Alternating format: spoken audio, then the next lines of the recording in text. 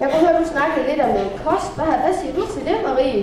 Jeg har det lige her, du. Ja, nu skal du bare se. Vær så god, din livret. Et stykke hvidt brød med nysling i trøjen. Hvad siger du til det, Christian? Er det noget, I får hver dag, hvidt brød? Ja. Men det er måske heller ikke så godt. Og det er Marie, der bager. Ja. Du er ikke ved at sidde, Marie. Jeg ikke lige dem her, men det plejer jeg da at gøre. Det plejer du. Ja, nu har jeg jo kommet det her. Jeg kan se, det er hvidt brød. Ja, det smager bedst. Ja, det smager bedst. Man kan ikke sådan få en enkelt anden variation i lidt sådan lidt grovere. Det smager ikke af det samme. Nej, men jeg kunne læse, Marie, du fik noget rugbrød om aftenen. Ja. Jo. Hvordan smager det?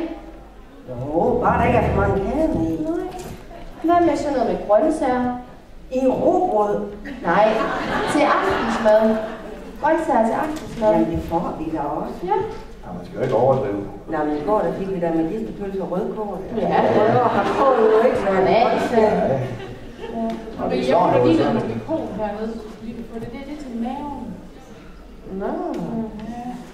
Men det vil være rigtig godt, hvis... Altså, der er jo... Kommunen har jo nogle tilbud. Ja, men jeg tager bare med vand. Skal du høre efter, Marie? Kommunen har lidt tilbud omkring... Det er jo multitasking. Det er jeg da ikke altid. Jeg er bekymret for dig, om du kan holde til at lave alt det mad, om du kan tåle det med dit sukkersyge. Jamen, det ved jeg. Men ved du hvad, Marie, vi kan tage... Jeg tror, Louise har en pjæse med omkring kommunen. Kan du lige vise Christian? Den har jeg jo allerede fået her. Ja. Så kan du lige prøve at vise Christian, så tænker jeg, så kan I snakke om den. Jamen, kan du lide sådan noget mad?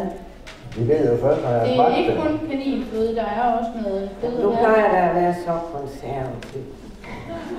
Men det er jo rigtig godt for jer. Ja tak, tiden er gået.